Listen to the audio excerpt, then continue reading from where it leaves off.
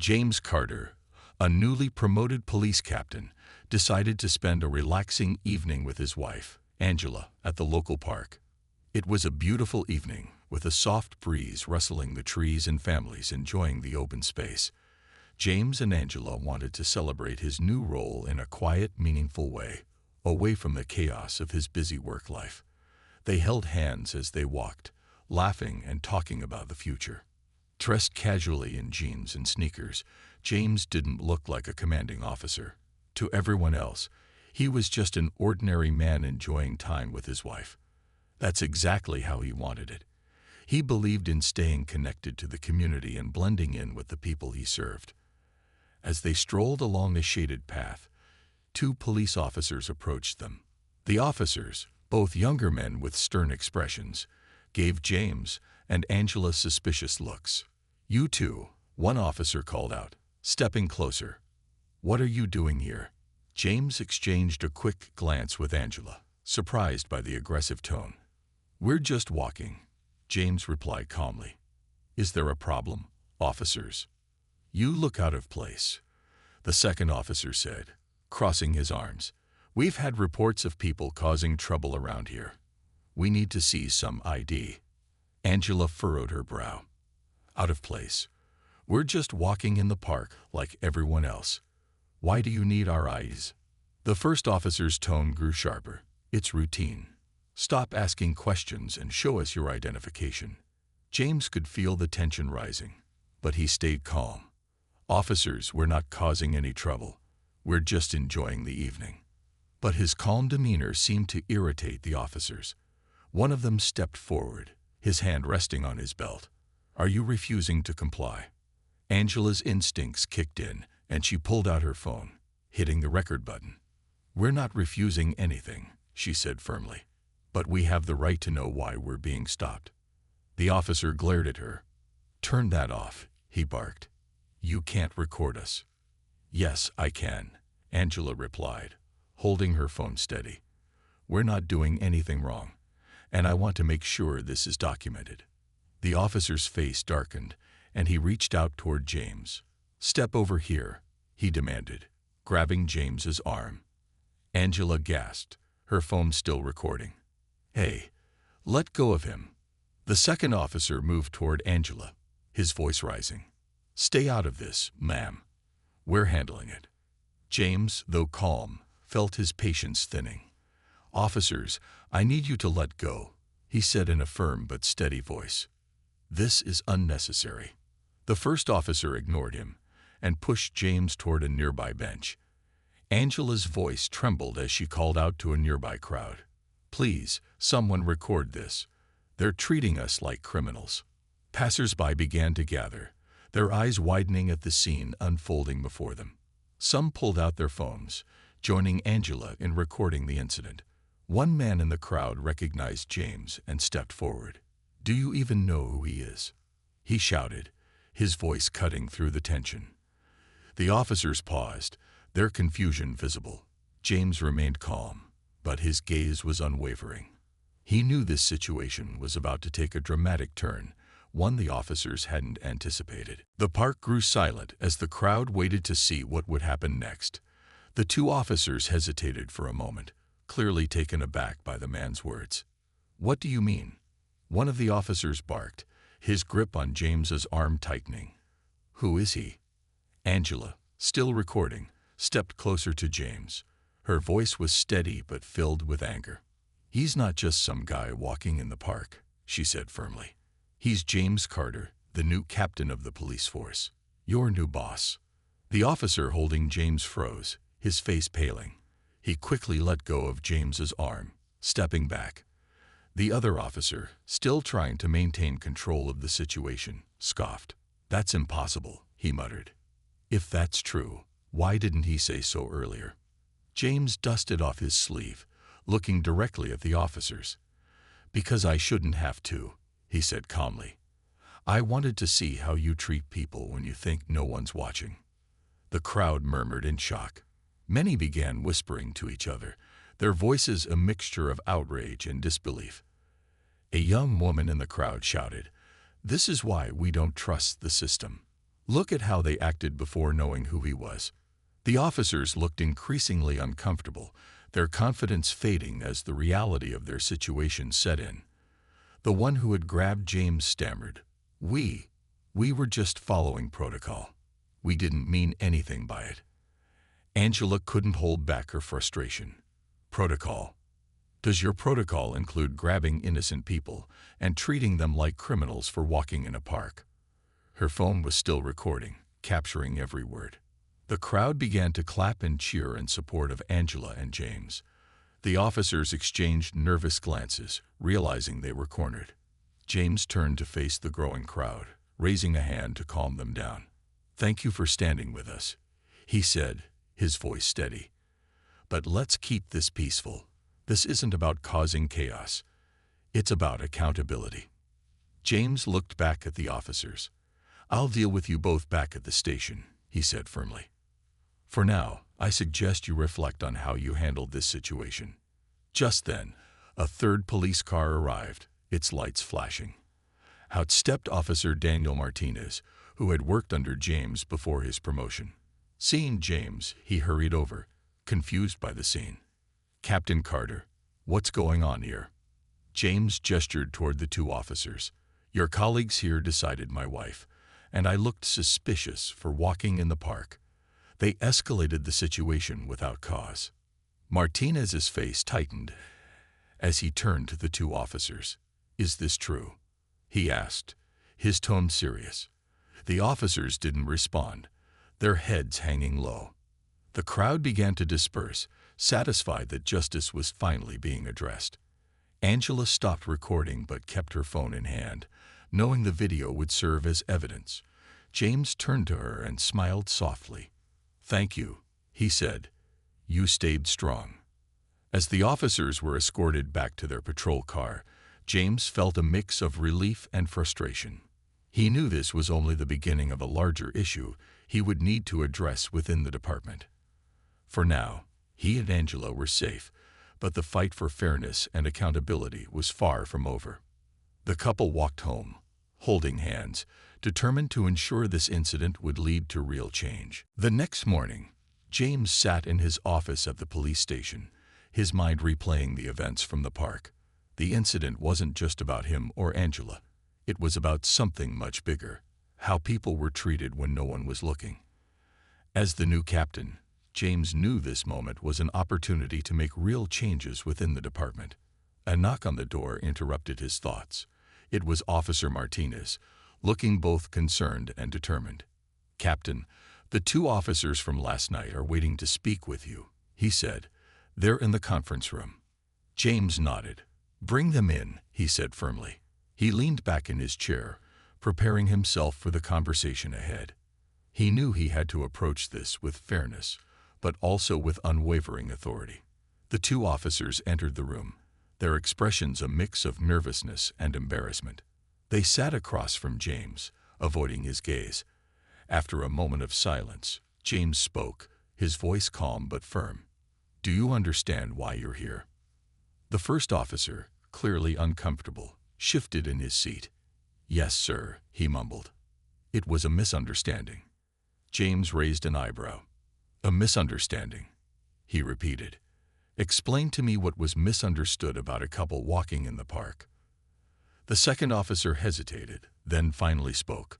"We thought they might be involved in suspicious activity," he said quietly. "We didn't mean for it to escalate." James leaned forward, his tone sharp but controlled. "You didn't mean for it to escalate, yet you grabbed me without cause, pushed my wife, and ignored her right to record the interaction. If I hadn't revealed who I was, would you have handled it differently?" The officers exchanged uneasy glances but said nothing. James let the silence linger, forcing them to confront their actions. Finally, he continued, "As police officers, you're entrusted to protect and serve the community, not to profile and harass its members. What you did wasn't just a mistake, it was a violation of that trust." The first officer cleared his throat. "We're sorry, sir," he said. "We didn't realize it was you." James's expression hardened. "That's exactly the problem," he said. "It shouldn't matter who I am." You should treat every person with respect, whether they're the captain of the force or someone you've never met." The weight of James's words hung heavily in the air. The officers lowered their heads, their regret clear. James took a deep breath, then continued. "You'll both be placed on administrative leave while an internal investigation is conducted. We need to ensure accountability, not just for this incident, but for how we operate as a department." The officers nodded, murmuring their agreement. As they left the room, James felt a mix of frustration and hope. The process of rebuilding trust wouldn't be easy, but he was determined to see it through. Later that day, James held a meeting with the entire department. Standing before his team, he addressed the issue head-on. "We cannot serve this community if we fail to respect the people in it," he said. "This department will be held to the highest standards of fairness and integrity. That begins today." The officers in the room listened intently, some nodding in agreement. James knew change wouldn't happen overnight, but he also knew it had to start somewhere. As he looked out at his team, he felt a renewed sense of purpose. This wasn't just his job, it was his mission. James sat at his desk late into the evening, going over reports and emails. The incident at the park had sparked a series of events he hadn't anticipated. Word had spread quickly among the department and the community, and people were paying close attention to how he handled the situation. This wasn't just about disciplining two officers. It was about setting a precedent for fairness and accountability. Angela entered the room, carrying 2 mugs of tea. She placed one on his desk and smiled softly. "You've been at this all day," she said. "How are you holding up?" James leaned back in his chair, running a hand through his hair. "It's a lot," he admitted. "There's so much work to do, Angela. This isn't just about those 2 officers. It's about changing the way things have been done for years." Angela sat across from him, her gaze steady. "You're the right person for this, James," she said. "You've always believed in doing what's right, even when it's hard. And you're not alone. People believe in you." James nodded, grateful for her support. "Thank you," he said. "I just hope the department and the community are ready for the changes that need to happen." The next morning, James held a meeting with community leaders, local activists, and representatives from the police department. The room was filled with people from all walks of life, their faces serious but hopeful. James stood at the front, addressing the group. "Thank you all for coming," he began. "The incident at the park wasn't just about me or my wife.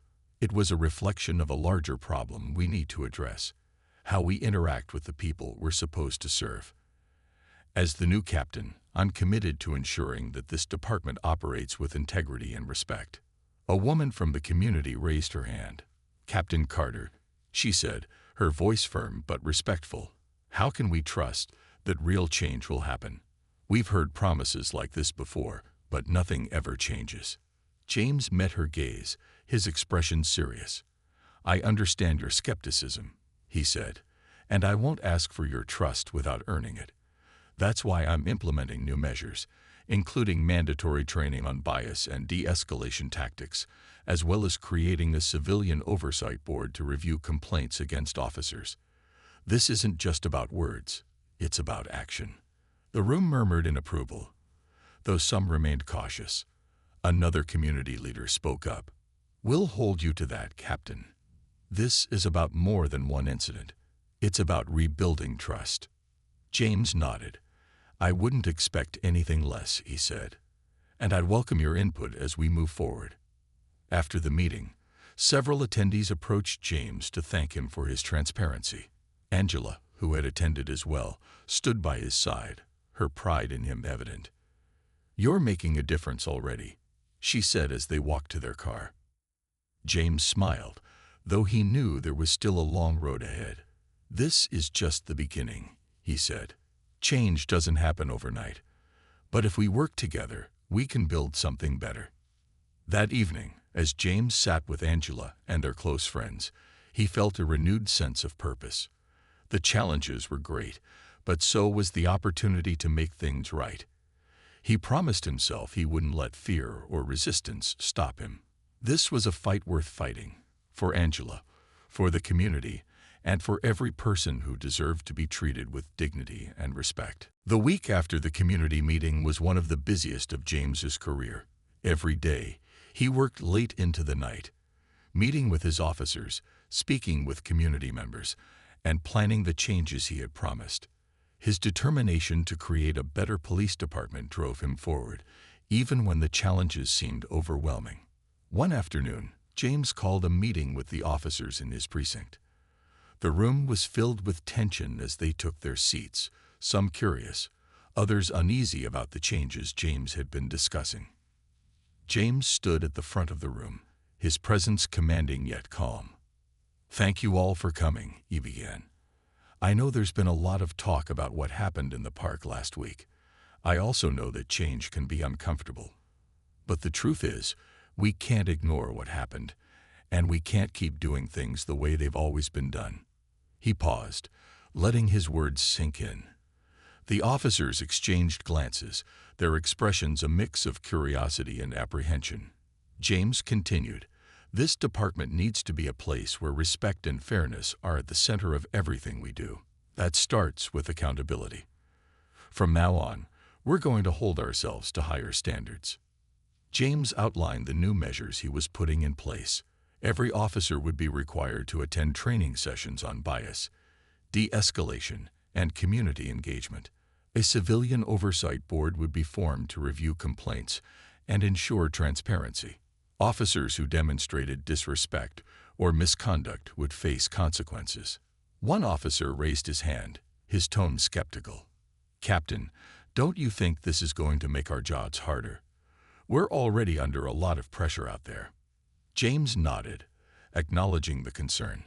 "I understand the challenges you face," he said.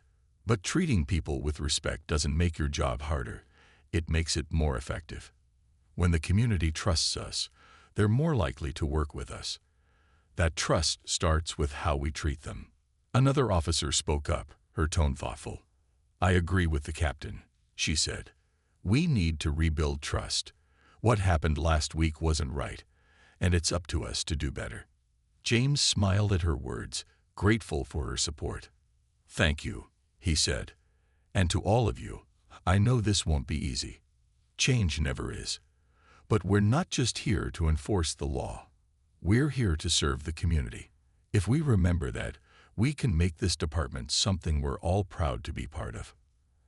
After the meeting, several officers approached James to share their thoughts. Some were hesitant but willing to give the changes a chance. Others expressed support, saying it was time for a shift in how things were done. James felt a sense of hope growing within the department. That evening, Angela greeted James at home with a warm smile. "How did it go?" she asked. James sighed but smiled back. "Better than I expected," he said. "There's still a lot of work to do, but I think we're moving in the right direction." Angela squeezed his hand. "You're making a difference, James, one step at a time." James sat down with her, feeling a rare moment of peace. The path ahead was still long and uncertain, but for the first time, he felt that the changes he was fighting for were within reach. This wasn't just about fixing one incident. It was about creating a new future for his department and his community. Over the next few weeks, James poured his energy into making the changes he had promised. The new training sessions began, and although some officers were skeptical at first, many found the lessons on bias and de-escalation eye-opening. The training focused on building trust, communication, and understanding with the community. It wasn't just about following rules. It was about fostering respect and empathy. James made a point to attend each session, sitting alongside his officers and participating in the exercises.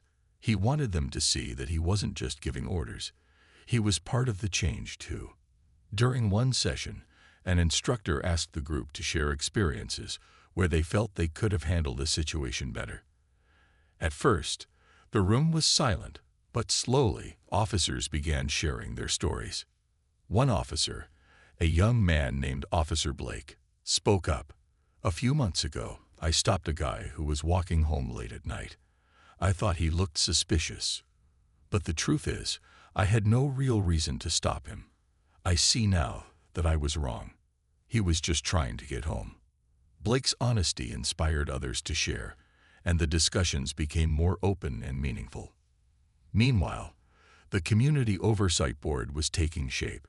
James worked with local leaders to select members who represented a diverse range of voices. The board included teachers, business owners, and even young activists who had been vocal about the need for change. Their role was to review complaints against officers and ensure accountability, something the community had long demanded. One evening, James attended a community town hall to answer questions and hear concerns directly from residents. The room was packed, and the atmosphere was a mix of curiosity and hope. James stood at the front, listening intently as people shared their stories. A woman named Mrs. Harris, who had lived in the neighborhood for decades, spoke up. "Captain Carter, I've seen a lot of things in my time, and I've lost trust in the police. But I see what you're trying to do, and I respect that. My question is, how will you make sure this isn't just talk?" James nodded, understanding her concern. "Mrs. Harris, I can't erase the past, but I can promise you that this is more than talk. We've already started implementing changes, and we're creating systems to ensure transparency. The Oversight Board will hold us accountable, and I'll personally make sure that our actions match our words." Another young man raised his hand. "Captain, what can the community do to help make this work?" James smiled. "That's a great question. This has to be a partnership. We need the community to keep speaking up, to hold us accountable, and to work with us to create solutions. Change takes all of us." As the meeting ended, James felt a renewed sense of purpose. The road ahead was still challenging, but he could feel the tide turning. The community was beginning to see that change was possible, and many of his officers were embracing the new direction. That night, James sat with Angela at their kitchen table. "You're making progress," she said, her voice filled with pride. "People are starting to believe again." James nodded, a small smile on his face. "It's a start," he said, "and I won't stop until we finish what we've started." The months following the park incident brought steady progress for James and his department. The training sessions continued, the Oversight Board became fully operational, and the community began to see visible signs of change. While the journey wasn't without its challenges, James remained focused on building a culture of respect and trust. One day, a local news outlet requested an interview with James to highlight the reforms he had implemented. Sitting in his office, James reflected on how far they had come. The reporter began by asking, "Captain Carter, what inspired you to take such bold steps within your department?" James smiled thoughtfully. "It all started with a personal experience," he said. "My wife and I were treated unfairly because of how we looked. That moment showed me how important it is to address the root causes of bias and ensure that every person is treated with dignity. Change isn't easy, but it's necessary." The interview aired that evening, and the response was overwhelmingly positive. Messages poured in from community members thanking James for his efforts. Some officers who had initially resisted the changes even approached him to express their appreciation for the new direction. "Captain, I didn't see it at first," one officer admitted, "but this has made me a better cop and a better person." Meanwhile, Angela became a vocal advocate for community engagement. She organized events that brought police officers and residents together, like neighborhood cleanups and youth mentorship programs. At one event, a young girl approached Angela and said, "You're really brave, Mrs. Carter. I want to be like you when I grow up." Angela smiled, her heart full. "You can do anything you set your mind to," she said, "and always remember to stand up for what's right." As the changes took hold, the department's relationship with the community began to transform. Complaints of misconduct decreased, and people started to feel safer reaching out to the police. James often heard stories of officers resolving conflicts peacefully and building genuine connections with residents. One evening, James received a call from Mrs. Harris, the elder woman who had spoken at the town hall. "Captain Carter," she said, her voice warm, "I just wanted to thank you. For the first time in years, I feel like I can trust the police again. You've made a real difference." James felt a wave of gratitude. "Thank you, Mrs. Harris," he replied. "That means the world to me. But this isn't just my work, it's ours, as a community." The turning point came when a major national newspaper published an article about James's efforts. The headline read, "From Injustice to Reform: How One Police Captain Transformed His Department." The article praised his leadership and highlighted the impact of his initiatives, inspiring other cities to explore similar reforms. That night, James and Angela sat on their porch, reflecting on the journey. "We've come so far," Angela said, her voice filled with pride. "You've shown what true leadership looks like." James nodded, gazing at the stars. "It's not about me," he said. "It's about what we've built together. And it's about ensuring that no one else has to go through what we did." As they sat in the quiet of the evening, James felt a deep sense of fulfillment. The road had been long, but they had turned a moment of injustice into a movement for change. And while there was still work to be done, James knew they were on the right path, a path built on integrity, respect, and the unwavering belief that every person deserves to be treated with dignity.